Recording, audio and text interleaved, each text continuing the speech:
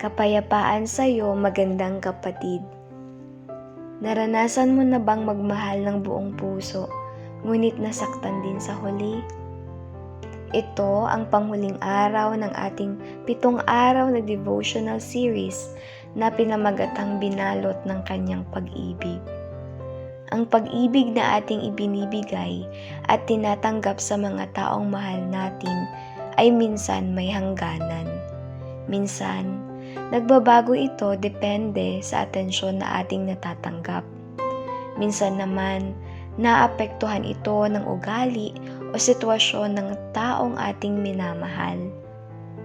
May mga pagkakataon na tunay at matatag ang pag-ibig na ating natatanggap.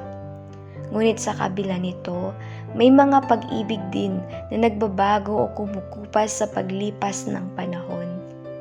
Ngunit may isang pag-ibig na hindi kailanman nagbabago. Ang pag-ibig ng Diyos para sa atin.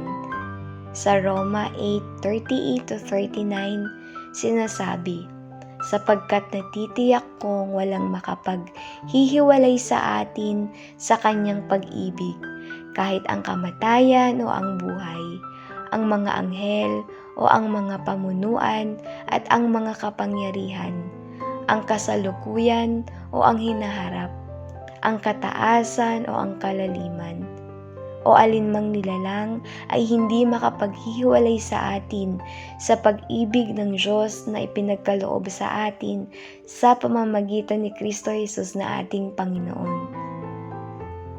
Napakaganda ng pangakong ito. Ang pag-ibig ng Diyos ay pangwalang hanggan. Hindi ito nagbabago, hindi ito naluluma, hindi ito kumukupas. Hindi ito nakabase sa ating kakayahan, hindi ito nakabase sa ating talino, galing o yaman.